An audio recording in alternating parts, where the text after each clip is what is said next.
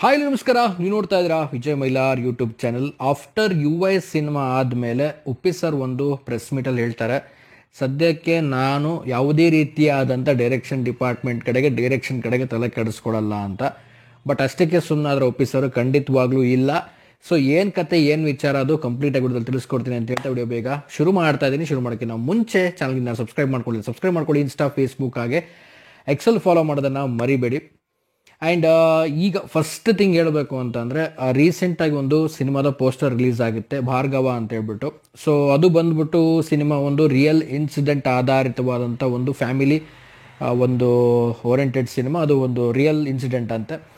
So ಇದು ನೋಡ್ತಿದ್ದಾಗೇ ನನಗನ್ಸಿದ್ದು, last ಟೈಮಲ್ಲಿ Uppi sir ಹೇಳಿದ್ರು, ಸದ್ಯಕ್ಕೆ ನಾನು ಡೈರೆಕ್ಷನ್ ಬಗ್ಗೆ ನಾನೇನು ತಲೆ ಕೆಡಿಸ್ಕೊಳ್ಳಲ್ಲ, ಸೊ ಮುಂದಿನ ದಿನಗಳಲ್ಲಿ ನೋಡೋಣ ಅಂತ ಆಫ್ಟರ್ UI ಆದಮೇಲೆ. ಈಗ ಉಪ್ಪಿ ಸರ್ ಅವ್ರ ಒಂದು ನಿರ್ಧಾರ ನನಗೆ ತುಂಬಾ ಇಷ್ಟ ಆಗಿದೆ. ಸೊ ಏನಿದು ನಿರ್ಧಾರ ಅನ್ನೋದಾಯಿತು ಅಂತಂದರೆ, ಸೊ ಉಪ್ಪಿ ಸರ್ ಅವರು ಈಗ ಒಂದು ರೀತಿಯಲ್ಲಿ ಹೇಳಬೇಕು ಅಂದರೆ ಬ್ಯಾಕ್ ಟು ಬ್ಯಾಕ್ ಮೂವಿಗಳು ಮಾಡ್ತಾ ಇದ್ದಾರೆ. ಸೊ ನಿಜವಾಗ್ಲೂ ಇದು ಖುಷಿ ತರುವಂತಹ ವಿಚಾರ ಪರ್ಸ್ನಲಿ ನನಗೆ. ಯಾಕೆಂತಂದರೆ ಈಗಿನ ಸಂದರ್ಭದಲ್ಲಿ ಒಂದು ಸಿನಿಮಾ ಮಾಡೋದಕ್ಕೇ ತುಂಬ ಒಂದು ಸಮಯ ತಗೊಳ್ತಾ ಇದ್ದಾರೆ ಎಲ್ಲರೂ ಕೂಡ. ಅಂದರೆ ಲೈಕ್ ಎಲ್ಲರೂ ಕೂಡ ಒಂದು ಹೈ ಬಜೆಟೆಡ್ ಸಿನಿಮಾ ಆಗಿರ್ಬೋದು, ಎಲ್ಲರೂ ಕೂಡ ಒಂದು ಈಗ ಸ್ಟಾರ್ ನಟರು ಹೊರತುಪಡಿಸಿ ಸೊ ಬೇರೆ ಎಲ್ಲರೂ ಕೂಡ ನಾವು ಕೂಡ ಪ್ಯಾನ್ ಇಂಡಿಯಾ ಮಾಡಬೇಕು ಅಂತ ಹೊರಡ್ತಾ ಇದ್ದಾರೆ.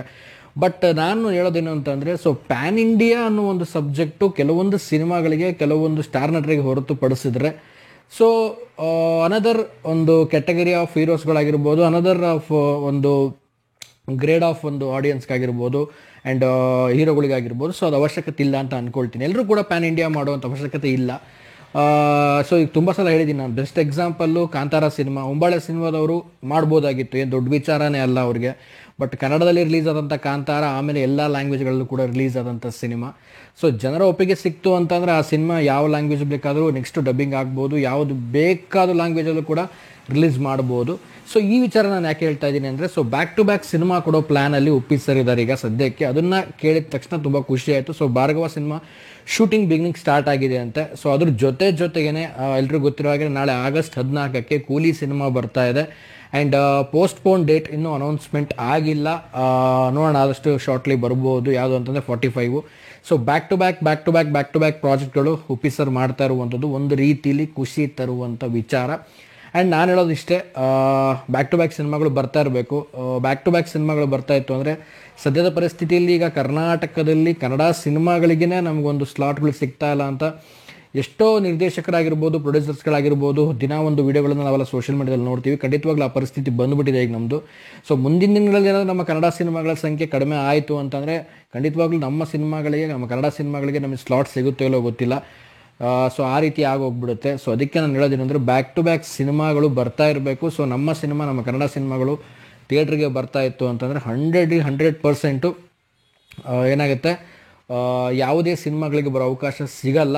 ಸೊ ಹಾಗಾಗಿ ಆದಷ್ಟು ಬಹಳ ಬೇಗವಾದಷ್ಟು ಸಿನಿಮಾಗಳು ರಿಲೀಸ್ ಆಗಬೇಕು ಬ್ಯಾಕ್ ಟು ಬ್ಯಾಕ್ ಕನ್ನಡದಲ್ಲಿ. ಆ್ಯಂಡ್ ಉಪ್ಪಿ ಸರ್ ಅವರ ಈ ಒಂದು ನಿರ್ಧಾರ, ಬ್ಯಾಕ್ ಟು ಬ್ಯಾಕ್ ಸಿನಿಮಾ ಬರ್ತಾ ಇರುವಂಥದ್ದು ಒಂದು ಖುಷಿ ತರುವಂಥ ವಿಚಾರ. ಆ್ಯಂಡ್ ಅವರು ಡೈರೆಕ್ಷನ್ಗೆ, ಸೊ ಅಪ್ಕಮಿಂಗ್ ಡೈರೆಕ್ಷನ್ ಕೂಡ ನಾವು ಕಾಯ್ತಾ ಇದ್ದೀವಿ. ಆ್ಯಂಡ್ UI ಸಿನಿಮಾ ಅವರ ಎಕ್ಸ್ಪೆಕ್ಟೇಷನ್ಗೆ ರೀಚ್ ಆಗದೇ ಇರ್ಬೋದು. ಬಟ್ ಒಂದು ರೀತಿಯಲ್ಲಿ ಒಂದು UI ಸಿನಿಮಾನ ಅವರೊಂದು ಡ್ರೀಮ್ ಪ್ರಾಜೆಕ್ಟಾಗಿ ಇಟ್ಕೊಂಡಿದ್ರು. ಬಟ್ ಅವರು ಅಂದ್ಕೊಂಡಷ್ಟು ಒಂದು ಟಾರ್ಗೆಟ್ಗೆ ಅದು ರೀಚ್ ಆಗಲಿಲ್ಲ. ಸೊ ಅದು ಹೊರತುಪಡಿಸಿದ್ರೆ, ಸೊ ಉಪ್ಪಿ ಸರ್ ಅವರು ಒಂದು ಕಡೆ ಡೈರೆಕ್ಷನ್ ಎಷ್ಟರ ಮಟ್ಟಿಗೆ ನಾವೆಲ್ಲ ಇಷ್ಟಪಡ್ತೀವಿ, ಸೊ ಅವ್ರ ಆ್ಯಕ್ಟಿಂಗಲ್ಲೂ ಕೂಡ ಅಷ್ಟೇ ಇಷ್ಟಪಡ್ತೀವಿ. ಸೊ ಅದ್ರ ಜೊತೆಗೇ ಈಗ ಬ್ಯಾಕ್ ಟು ಬ್ಯಾಕ್ ಸಿನಿಮಾಗಳ ಬಗ್ಗೆ ಒಂದು ಚಿಂತನೆ ನಡೆಸಿರುವಂಥದ್ದು ಅಮೇಝಿಂಗು. ಸೊ ಇದ್ರ ಬಗ್ಗೆ ನಿಮ್ಗೆ ಏನು ಅನಿಸುತ್ತೆ? ಆ್ಯಂಡ್ ನೀವು ಉಪ್ಪಿ ಸರ್ ಅವರ ಅಪ್ಕಮಿಂಗ್ ಸಿನಿಮಾ ಯಾವುದಕ್ಕೆ ಕಾಯ್ತಾ ಇದ್ರೆ? ಆ್ಯಂಡ್ ಆಲ್ಸೋ ನಾನು ಕೂಡ ಕೂಲಿ ಸಿನಿಮಾ ನೋಡಲಿಕ್ಕೆ ಎಕ್ಸ್ಪೆಕ್ಟೇಷನ್ ಮಾಡ್ತಾ ಇದ್ದೀನಿ ಕನ್ನಡ ವರ್ಷನಲ್ಲಿ. ಯಾಕಂದರೆ ಉಪ್ಪಿ ಸರ್ ಅವ್ರನ್ನ ನೋಡಲಿಕ್ಕೆ, ಅದು ಜೊತೆಗೆ ರಜನಿಕಾಂತ್ ಸರ್ ಜೊತೆ ನೋಡಲಿಕ್ಕೆ ಇನ್ನೂ ಒಂದು ರೀತಿಯಲ್ಲಿ ಖುಷಿ.